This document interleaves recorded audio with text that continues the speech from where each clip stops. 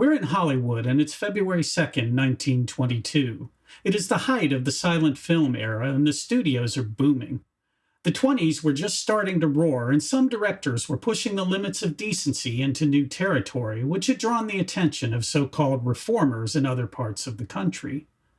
1921 was the year of the Hollywood scandal as the sensational trials of Roscoe Fatty Arbuckle wound through the courts. Rumors of wild drug and alcohol-fueled parties were plastered in the gossip columns of newspapers more interested in sales than informing the public. The movie moguls hoped that 1922 would be a better year. By this late winter day, Arbuckle's second trial in the death of Virginia Rappe was still in progress and would end in a hung jury, as had his first.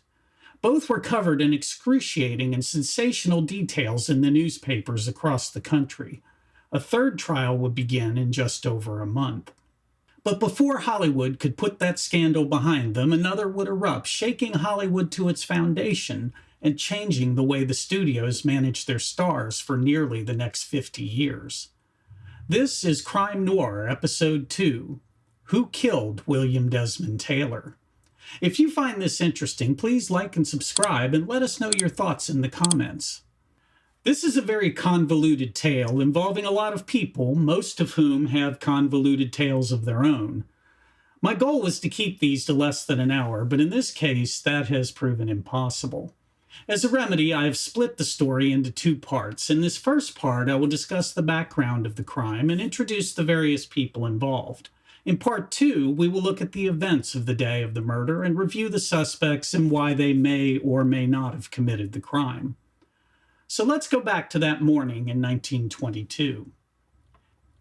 Henry Peavy, valet to director William Desmond Taylor, is on his way to work. As he did every morning, he got off at the trolley stop and walked to Taylor's home in Alvarado Court. Today, Alvarado Court is a strip mall parking lot in a somewhat run-down neighborhood, but in 1922, it was a group of fashionable two-bedroom duplexes that had become popular with the movie crowd. Actor-director Douglas MacLean lived there with his wife, actress Faith MacLean. Newly arrived from Europe, screen vamp Pola Negri had just moved into a bungalow near the entrance. Taylor lived in 404B, next door to the MacLeans, at the back corner of the courtyard. His neighbor in 404A was fellow director Charles Magney. Peavy entered the court, walking past Pola Negri's house and past the pergola that was still under construction. It was unusually cold in Los Angeles that morning, and even in the courtyard shelter, Peavy pulled his coat collar tighter around his neck to ward off the wind. As he approached Taylor's home, Peavy noticed something unusual. The lights were on in Taylor's living room. Taylor often worked into the wee hours of the morning, but he always lowered the shades and turned out the lights when he finally retired. Peavy turned the knob on the front door, and to his surprise, it was locked. Taylor almost never locked the door.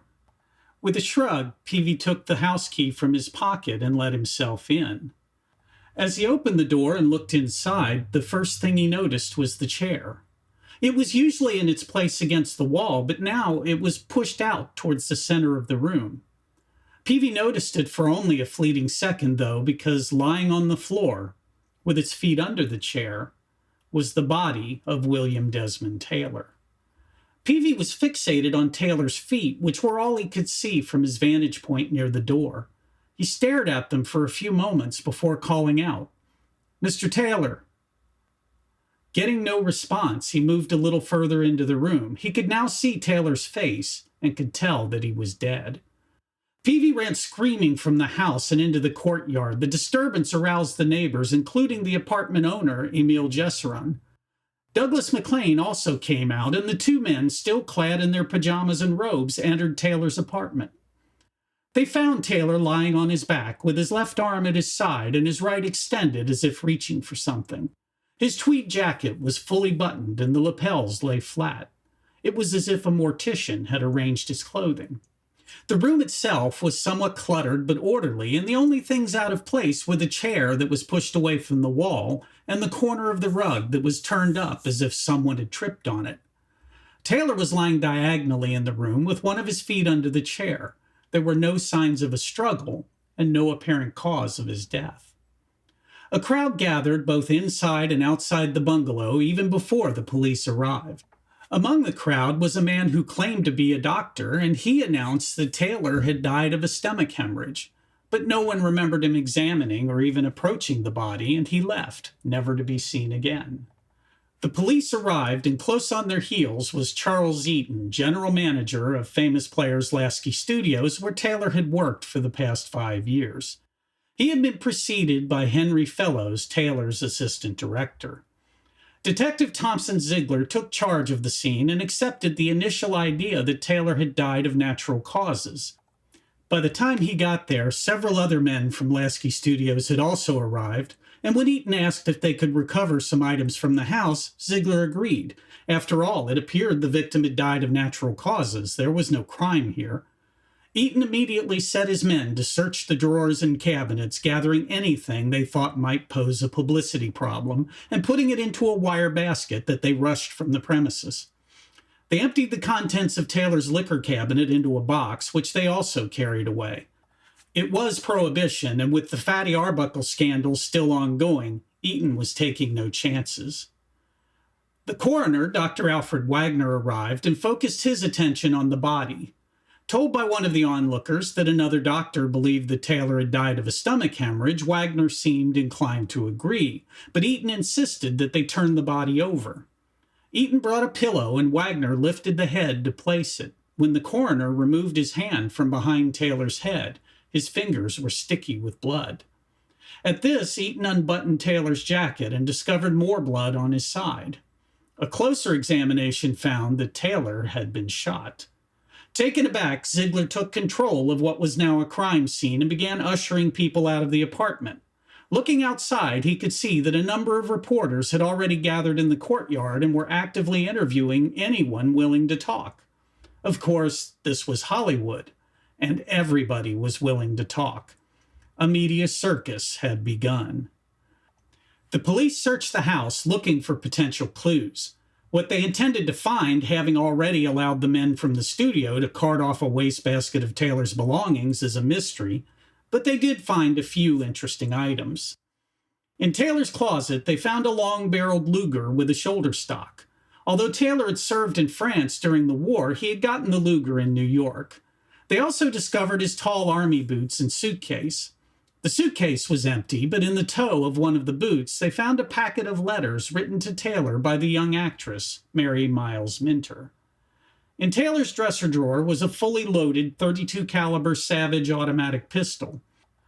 They also found some handkerchiefs embroidered with the name Mary Miles Minter and, strangely, a large pink lady's nightgown. The screen door to the kitchen entrance was locked with a hook latch, and the key to the back door itself was in the lock and turned, so it had to have been locked from the inside. Peavy stated that the front door was locked when he arrived, but it was possible to lock that door without a key, as it had what was known as a night latch, a button on the bolt plate that could be pushed to lock the door. A search of the perimeter of the house found a number of gold-tipped cigarette butts in the alley behind the court and the shrubs alongside Taylor's home. Having done all that could be done at the scene, the coroner had Taylor's body removed and taken to Ivy Overholzer's mortuary, where the autopsy would be performed. Shortly after the body had been removed, a blue coupe, its doors emblazoned with gold butterfly logos, pulled up at the entrance of the court. From it ran a young girl. She was petite, blonde, with blue eyes, and hysterical. It was Mary Miles Minter, the highest-paid actress at famous Players Lasky. Upon approaching the house, she was accosted by the reporters, who fired questions at her, but in her state, no one could understand what she was trying to say. Finally, she managed to ask where Taylor was. When told that he had been removed to Overholzer's mortuary, she ran back to her car and sped away. The detectives began interviewing the neighbors, and several recalled hearing a loud pop between 7:30 and 8 p.m. the previous night. Faith McLean was knitting in her sitting room when she heard it and went to her front door to see what it might have been. In the faltering light, she saw what appeared to be a man dressed like a movie burglar leaving through Taylor's front door. She couldn't make out his face, but he looked at her, leaned back into the door as if saying goodnight, pulled the door closed, and hurriedly walked around the corner of Taylor's house into the alley behind the complex. A few blocks away, the little blue coupe screeched to a halt in front of Ivy Overholzer's.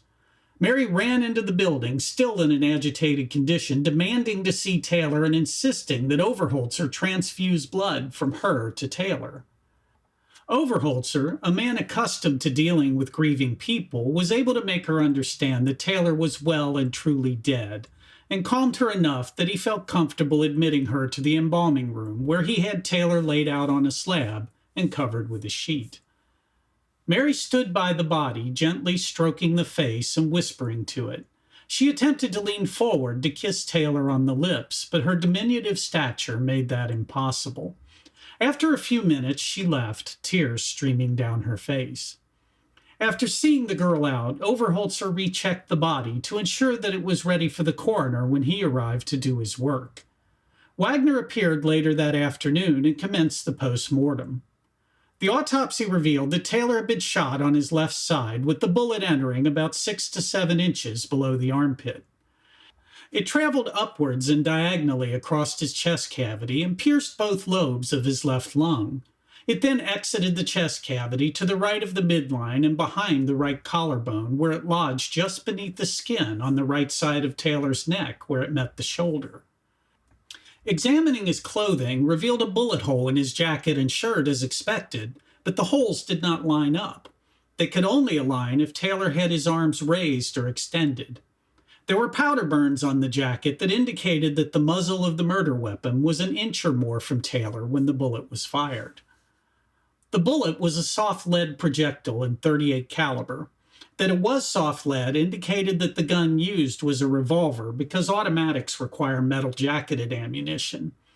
That it was still lodged in Taylor's neck indicated that it was a standard .38 round rather than the more powerful .38 specials, which would have passed through the body to end up lodged in a wall or the ceiling. Taylor was wearing a diamond pinky ring, and his wallet contained $78. As far as is known, nothing of value was taken from the apartment. William Desmond Taylor was something of an enigma. He was born William Dean Tanner in Carlow, Ireland, the son of a retired British Army officer, and was raised in the manner of the British gentry. After attending the proper public school, he went to Marlborough College. His family had hoped that he would follow his father's footsteps into the army, but that was not for William. While at college, he had, much to his father's chagrin, developed an enthusiasm for the theater. He also had a wandering tendency, and in 1891, William departed Ireland for America, where he found himself on a dude ranch in Kansas. While there, he picked up the acting bug again, and after a few months decided to relocate to New York to pursue a career on the stage. He found roles, but had little success. He did find a wife, however, in the form of Ethel May Hamilton, the daughter of a prominent stockbroker. The couple wed in 1901, and William's new father-in-law set him up as the proprietor of an antique store that catered to New York's well-heeled. With his English gentry manners and impeccable taste, William was successful, and the shop flourished. William and Ethel were well received in New York society, and the young couple's future seemed bright as they welcomed a daughter, Ethel Daisy, in 1903. Then things took an inexplicable turn. On October 23, 1908, William went to work that morning as usual, and everything seemed normal. Then he returned from lunch, took some money from the petty cash, and disappeared. He just left. There was no explanation, no nothing. It was after his abrupt disappearance that people began to whisper of his heavy drinking, his philandering, and the mental lapses that he sometimes suffered. His friends and Ethel's family talked about the episodes and theorized that they may explain his sudden departure. William Dean Tanner became a vagabond, traveling the Northwest in Canada and finding himself in Alaska at one point. He worked as a ranch hand, prospector, and mine manager between stints with various acting troupes. He eventually became a stage producer and landed in San Francisco, where he encountered acquaintances from New York who fronted him enough money to establish himself in Los Angeles. By this time, William Dean Tanner was using the name William Desmond Taylor. William arrived on the ground floor of Hollywood and soon found jobs as an actor for Vitagraph and Balboa Studios. By 1914, he had moved behind the camera as a director, first with Balboa and then with American and Palace, before joining famous players Lasky in 1917. Taylor was known as an artistic director who brought his films in on time and under budget. To everyone who knew him in Hollywood, Taylor was the perfect example of the solid, dependable, unflappable British gentleman. But that stoic, refined facade hid some deep-seated troubles. Although he had managed to moderate himself in Hollywood, Taylor was sometimes a heavy drinker, and when he was drunk, he was a different person, given to outbursts of rage and paranoia. He often suffered from depression and occasionally had those lapses of memory. In that state, he would virtually black out and would sometimes rave of preposterous things and could not remember his actions during those times. Now that we know our victim, let's discuss the suspects. Within a few days of the body being discovered, the police had a pretty good idea of who committed the murder. But after a week or so, some other suspects began to get inserted into the news reporting, and in the over 100 years since, even more have been added. On the day the body was discovered, one name was the focus of the investigation: Edward Sands. Taylor moved into the bungalow on Alvarado Court in the summer of 1920. After his return from service in the British Army in 1919, he resided at the Los Angeles Athletic Club, which was a haven for single men in the movie industry. When he moved into his new place, Taylor found himself in need of a houseman. His problem was solved when he found just the man working in the Lasky commissary. Edward Sands was short, overweight, but also gregarious and outgoing. Taylor had some doubts about the Cockney accent that Sands affected, but this was Hollywood. People adopted different personas all the time. He hired Sands and moved him into the second bedroom at his new place. Sands proved to be a good employee, if a bit over the top.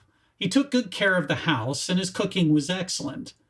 He seemed to be loyal and efficient. Taylor pretended not to notice when Sands' accent occasionally slipped. It was not long before Taylor trusted his new valet to take care of more and more of his affairs.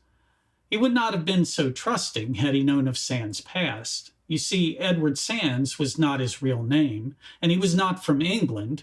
He was Edward Fitzgerald Snyder from Marion, Ohio.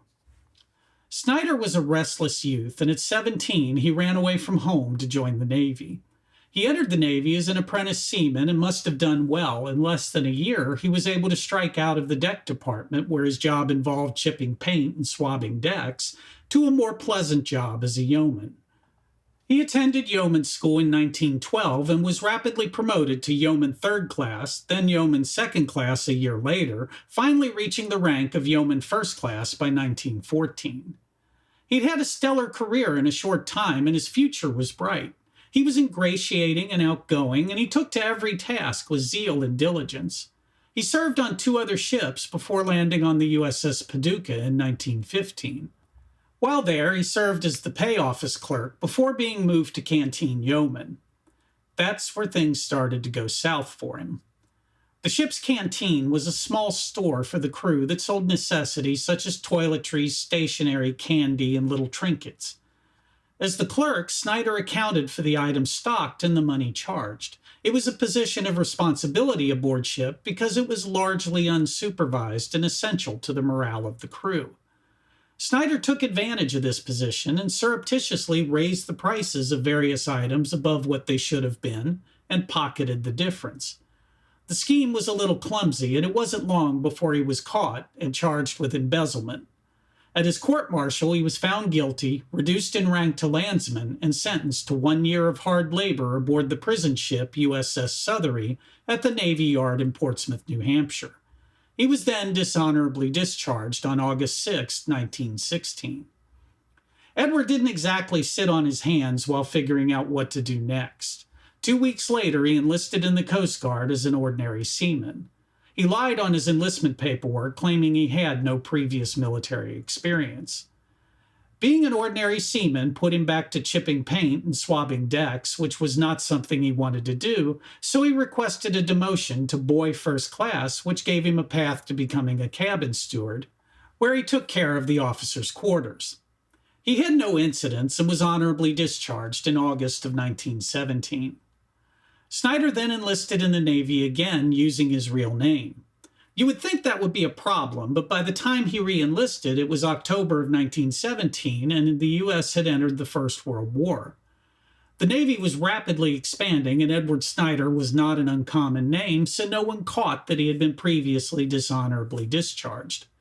He was entered as a ship's cook second class, and in the often chaotic wartime expansion, he was rapidly promoted to commissary steward, and finally chief commissary steward within a year. At his new rank, he was placed in charge of the commissary for the naval detachment stationed at P.A. Scott & Company, a naval salver at New London, Connecticut. At first, things were going well for Snyder, but then his criminal bent took over. He stole a car belonging to Albert Mix, a P.A. Scott employee, and slammed it into a telephone pole. Brought before the Naval District Commander, he was offered the opportunity to have the charges dropped if he paid for the damages. Snyder replied that he could pay, but he had to go to New York to get the money.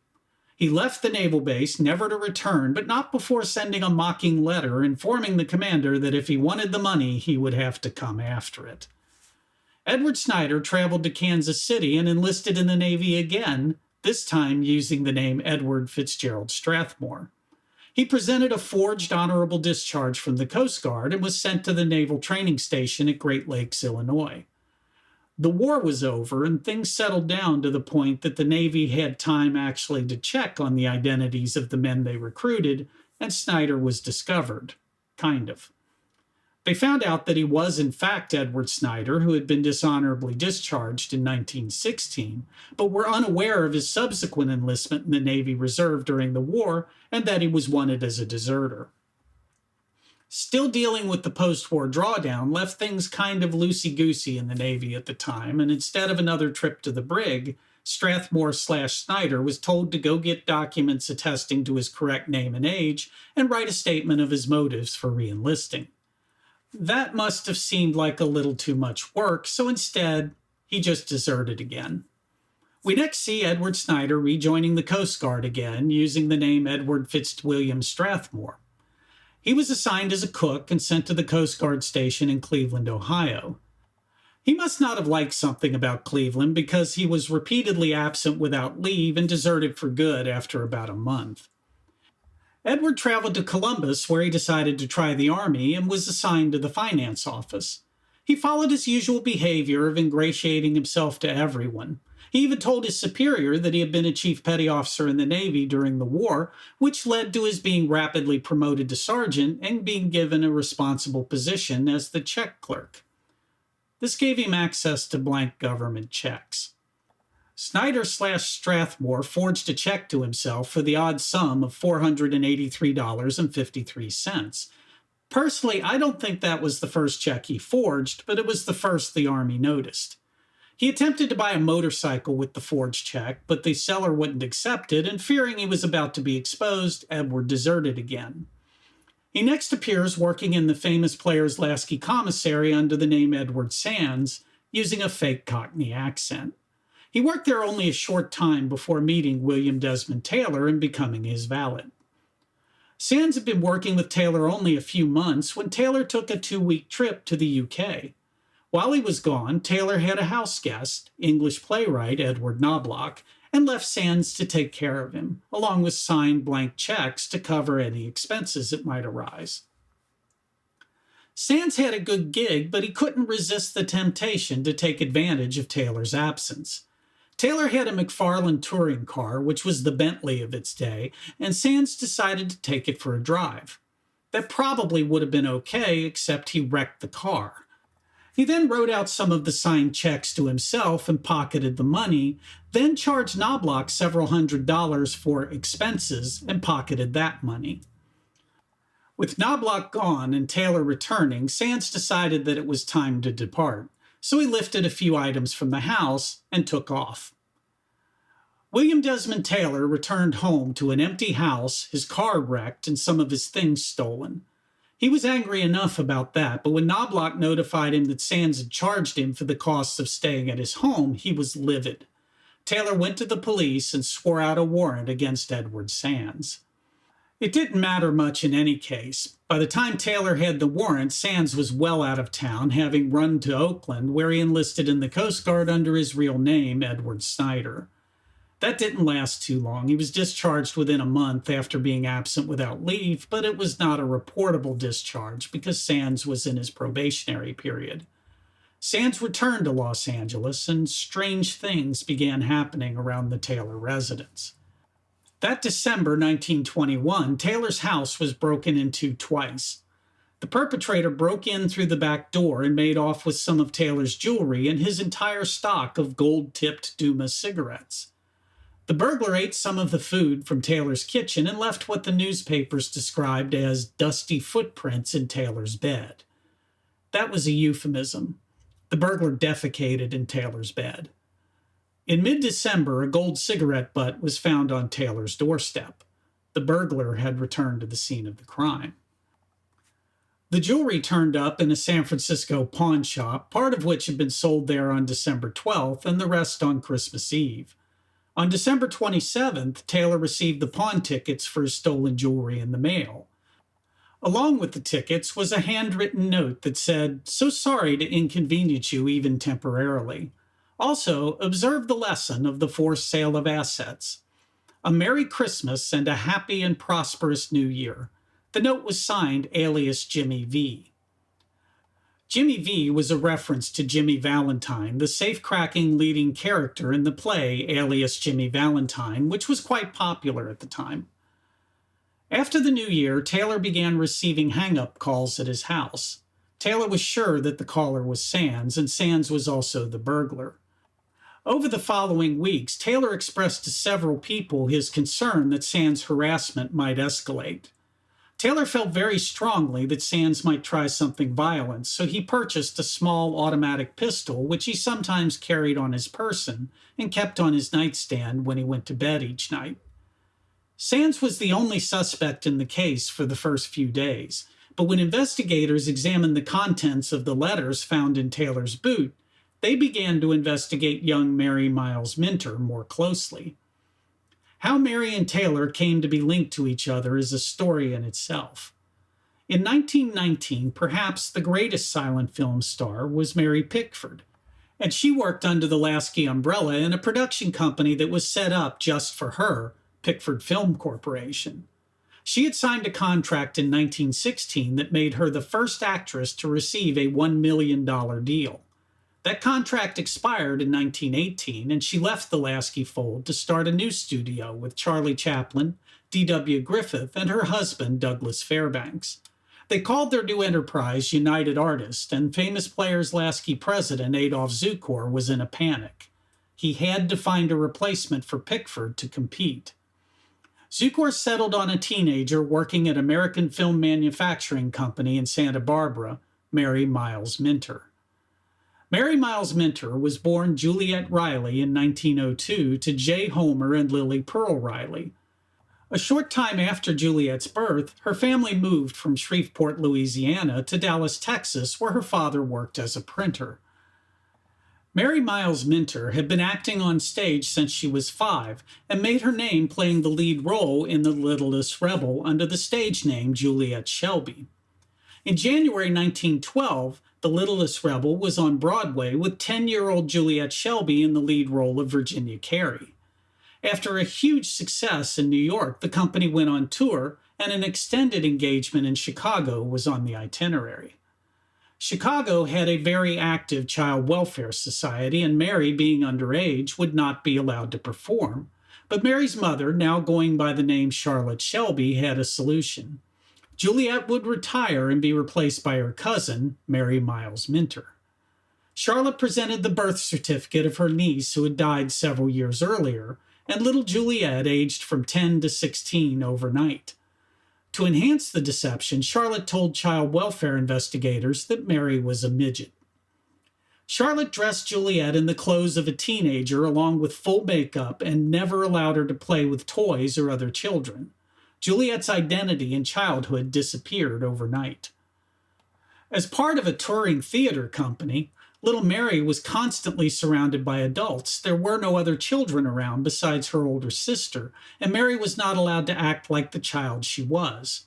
Her parents divorced when she was 4, and her domineering mother, coupled with her father's absence, set her up for some issues in the future. Adolph Zukor signed Mary to a 3-year contract to make 20 films for $1.3 million, the highest contract offered to an actress up to that time. To get that investment off to a good start, Zukor paired his new acquisition with his steadiest director, William Desmond Taylor. Their first project together was the film adaptation of Lucy Maud Montgomery's Anne of Green Gables. In August 1919, the cast and crew headed to Dedham, Massachusetts for what was planned to be a 6-week shoot. Mother Nature had other plans, however, and frequent heavy rains extended the shoot to nearly 3 months. Brief periods of frenzied activity divided long days of waiting in the hotel for the weather to clear, and Mary spent a lot of time with her new director. In her diary, Mary noted that Taylor was the first director to call her Miss Minter rather than Mary. While waiting for the rain to stop, Mary and Taylor spent much of the time rehearsing and working on Mary's performance. According to reviewers at the time, it paid off, and some discussed how much more mature and polished Mary's portrayal of Anne Shirley was compared to her earlier roles. Despite the fruits of that effort, they spent too much time together in the eyes of Mary's overbearing mother. Charlotte was the stereotypical stage mother who controlled every aspect of her youngest daughter's life and career. Mary's paychecks from her studio contracts were not paid to Mary. They were paid to Charlotte, and by the time Mary signed the deal with Famous Players Lasky, Charlotte had taken her control to a new level. She rarely let Mary out of her sight. Charlotte tended to be overbearing, but she was driven to it by experience. While working at American Film Manufacturing, Mary made several pictures with director James Kirkwood. Kirkwood took a particular interest in Mary and worked closely with her, saying that he was going to help her improve her acting skills. Or at least that's what he made it seem to be. The term hadn't been coined yet, but what he was actually doing was grooming her. The two began to spend a lot of long hours together, and Kirkwood was allowed to take Mary on excursions to scout locations for their upcoming films. What happened on those excursions is a matter of dispute, but what is known is that 33-year-old and married James Kirkwood started an affair with 15-year-old Mary Miles Minter and got her pregnant. Charlotte was furious. She went to American Films Management and insisted that Kirkwood be fired immediately, but both management and Charlotte realized that exposing what had happened to the public would ruin everybody, and Mary was Charlotte's meal ticket. She would not risk that. There was a compromise. Kirkwood and Mary were separated, and Lloyd Ingram became Mary's primary director. Mary then took a brief sojourn in Mexico to remedy her immediate problem. Kirkwood was quietly phased out at American Film and went to New York, where he worked on Broadway for a few years. Eventually, he was able to return to Hollywood. With a compromise reached and Kirkwood gone, it would seem that Charlotte would let things go and get on with Mary's career, but she was still seething. The already strained relationship between Charlotte and American film was irretrievably broken, and that is how Mary came to be at Famous Players Lasky. As soon as her American contract was finished, Charlotte shopped Mary around and reached a very lucrative agreement with Lasky president Adolf Zukor. The amount of time that Taylor and Mary were spending together on the Anne of Green Gables location brought back the whole Kirkwood affair, and as things turned out, Charlotte's suspicions were at least partially correct.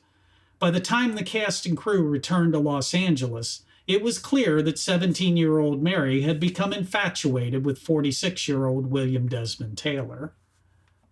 Taylor and Mary made 3 films together after Anne of Green Gables: Judy of Rogues Harbor, Nurse Marjorie, and Jenny Be Good.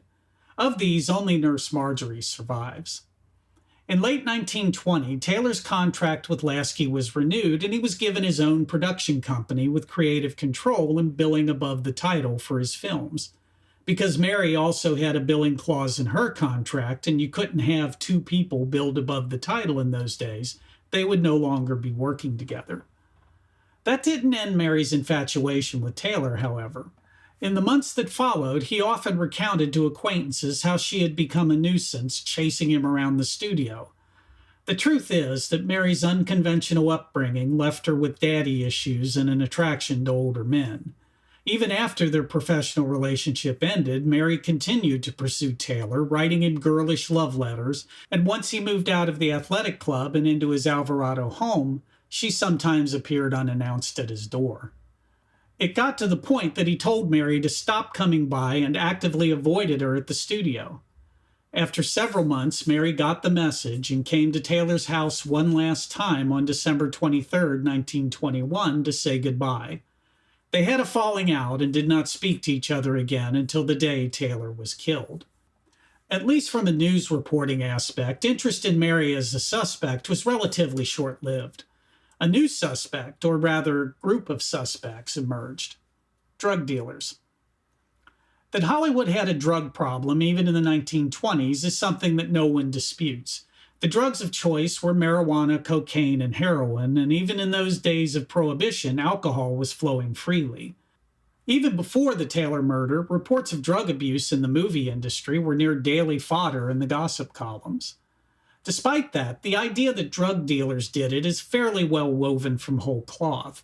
There is no circumstantial or physical evidence to speak of, and the theory relies on many assumptions, but that is not at all uncommon in any Hollywood crime. The idea revolves around Taylor's relationship with Mabel Normand. If there was a person in Hollywood that William Desmond Taylor loved, it was Mabel Normand. After Taylor's murder, stories began to circulate that Mabel had a drug problem and Taylor was trying to get her clean. As the stories go, part of this involved getting rid of her dealer, so Taylor was working with local and/or federal prosecutors to arrest and prosecute drug dealers. In retaliation, the dealers hired a hitman who went to Taylor's apartment and killed him. Reporting that Taylor was killed by a hitman working for drug dealers started about 10 days after the murder, when Hearst hired a pulp fiction writer named Arthur Reeve to write a series of columns speculating on Taylor's killing. Reeve wrote from New York and never went to LA or interviewed anyone connected to the investigation. His articles were pure speculation based on rumors that appeared in other newspapers and gossip magazines. The stories were sensational and people ate them up, which made the Hollywood moguls happy because if it were drug dealers who killed Taylor instead of someone in the film industry, it would help quiet the cries for regulation of the movies. William Hayes, who in the wake of the Fatty Arbuckle scandal had been hired as head of the Motion Picture Producers and Distributors of America, and would soon give his name to the Hays Code, proposed moving the film industry back to New York from Hollywood. To sweeten the deal, he said he would even erect a community church in the middle of his movie colony. That was fanciful, but many cities were discussing creating standards, meaning censorship boards. The idea of having to submit their work to hundreds of different boards across the country before it could be shown was appalling, so anything that eased the pressure from pro-censorship groups was welcome, and the studios subtly encouraged the drug dealer angle. Then there was Mabel Normand herself. If you blinked, you missed the period of time that Mabel was considered a suspect in Taylor's murder. Mabel Normand was born Mabel Normand in New Brighton, New York. The events of her early life are not well known, but she became an artist model in 1910 at the age of 15. This developed into her first film appearance as an extra at Biograph Studios, where she met director Max Sennett. Normand left Biograph to join Sennett at his new studio, Keystone Film Company. While there, she developed the character that served her so well in her career, the pretty girl who could take a pratfall. She became the prototype for later performers such as Carol Burnett and Lucille Ball. Normand played the lead role in Mabel's Strange Predicament alongside Charlie Chaplin, and in that film he originated his character, the Tramp. Chaplin had problems adjusting to filmmaking, having come from the vaudeville stage. After 2 films, Sennett thought he would never make it and wanted to fire him. It was Mabel who convinced Sennett to keep him on, and she helped Chaplin learn how to perform in front of the camera. Mabel was the last person to visit Taylor at his home on the night he was killed. They had drinks and discussed a book that Taylor had given Mabel to read. She left at about 7:30 p.m., and Taylor walked her to her car. She was accused of killing Taylor by Taylor's houseman, Henry Peavy. Peavy and Mabel didn't like each other, and that is likely what led to the accusation. Now we come to Charlotte Shelby. The accusations that made Charlotte a suspect cannot be explained in a blurb, so I will elaborate. Charlotte was born Lily Pearl Miles. She was part of Louisiana society, but married J. Homer Riley, a man her family felt was beneath her. She also wanted to be an actress at a time when actresses were regarded as not much better than prostitutes. That conflicted with her husband's straight-laced moral values to the point that Charlotte divorced Homer and took her 2 daughters, Margaret and Juliet, to New York to seek roles on the Broadway stage. She got a few parts, but wasn't exactly burning down the Great White Way, so she began taking her oldest daughter, Margaret, to auditions, hoping to find work for her. That also didn't work out as well as she had hoped, but things improved when her precocious younger daughter, Juliet, caught the eye of the director of a play that Margaret was auditioning for. This began Juliet's acting career and Charlotte's transition to stage mother. The lengths to which Charlotte would go to protect her youngest daughter, who had proved to be a valuable commodity, were legendary. She was known to make threats against people who might interfere with young Juliet's ability to remain on stage and earning. The theory behind Charlotte as Taylor's killer was rooted in Mary's infatuation with him. Fearing that Mary and Taylor would wed, depriving Charlotte of control of Mary's earnings prompted her to appear at Taylor's home and shoot him dead. When the story of Mary's infatuation with Taylor broke, investigators pursued that line and found people who suggested that Charlotte could be violent in protecting Mary. That led to a search warrant being executed at Charlotte's house to find the gun that she was known to possess.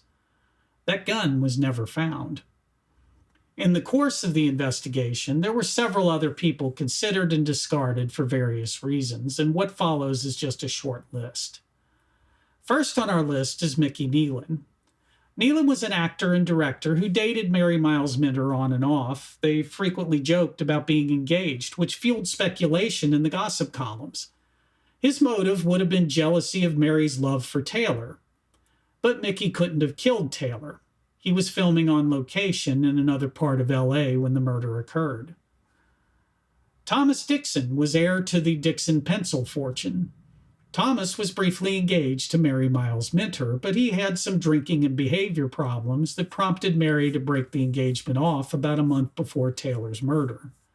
The theory is that Mary broke it off with Dixon because she was still in love with Taylor, so Dixon killed Taylor to remove his rival for Mary's affection. Except he couldn't have done it. At the time the murder happened, Dixon and a friend were in the process of getting kicked out of a Los Angeles hotel because he had thrown a loud party in his room and then assaulted the manager, who came to quiet them down. Our next potential suspect is Max Sennett. Max Sennett had a tumultuous on-again, off-again affair with Mabel Normand. Sennett was known to have a temper and he could be violent. The theory is that when Mabel finally broke off the affair, Sennett became enraged and killed Taylor in his anger. but Sennett was throwing a party at his home that night and so had an alibi. Now we come to James Kirkwood. After Kirkwood was dismissed from American film, he went to New York and got work on stage. He and Mary continued to correspond in secret. The theory is that when Mary fell for Taylor, she dropped Kirkwood. Kirkwood became insanely jealous and killed Taylor in a fit of rage. Except he couldn't have done it. He was on a ship crossing the Atlantic from Europe when the murder happened. Also on board that ship was D.W. Griffith. Some of them were interrogated shortly after the murder, and others did not appear on anyone's radar until years later, when interest in the crime would randomly flare up. One particular suspect was unheard of until more than 4 decades later, Margaret Gibson. No one, and I mean no one, was giving any thought to Margaret Gibson as the killer when the murder occurred, or even in the years immediately after. Her name did not come up until the 1960s when word spread about her confession. Margaret Gibson was a stage and film actress who began her career in Vitagraph westerns. For about 6 months, she and William Desmond Taylor worked at Vitagraph, and they made 4 films together. Margaret, or Gibby as her friends called her, was an important star for Vitagraph and one of the youngest stars in Hollywood. Throughout her career, she amassed over 120 credits, working steadily from 1912 until the mid-1920s. But in 1918, she changed her stage name to Patricia Palmer. The reason for the change was related to her being arrested in what was referred to as a disorderly house in Los Angeles. When taken into custody, she claimed to be picking up some local color for an upcoming film role. She was charged with lewd conduct and vagrancy, which was a standard charge for prostitutes in those days. A sensational trial followed, and she was found not guilty, but the damage had been done. The name change was a way to separate herself from the whole affair. As Patricia, she began performing in short subjects and supporting roles and climbing her way back up the ladder, which she was somewhat successful at, although she never reached what we would call the A-list today. Coincidentally, Patricia did land a credited part in Mary Miles Minter's last film, The Cowboy and the Lady, in 1922. In the first years of the 1920s, she began to get more roles in her new persona, but eventually her parts became fewer and further between. Margaret/Patricia's last film credit was in 1929. While still working in film, she had a couple of scrapes with the law, one involving an extortion plot against a wealthy Los Angeles contractor, but she was exonerated in that. In 1934, Margaret left the U.S. for the Far East, where she met and married Elbert Lewis, an executive for an oil company. They spent the years leading up to the outbreak of World War II traveling throughout Asia, but in the fall of 1940, Margaret became ill, and treatment was not available in Malaya, so she returned to the U.S. Her husband remained in Malaya and was there when war broke out between the U.S. and Japan in December of 1941. He was killed in a bombing raid on Penang in March of 1942. Margaret received a widow's pension from his company, which later became Mobil Oil, until she died in 1964. Margaret lived a reasonably comfortable life, and although she was very reclusive, she had become good friends with her next-door neighbor, who made it a point to look out for the lonely old lady next door. On October 21, 1964, Margaret suffered a heart attack in her home. Her neighbor heard her calling out and came to help, and the neighbor's son, who had come by to check on his mother, heard the ruckus when he arrived and also entered Margaret's house. What he found was the elderly woman on the floor in an apparent state of distress.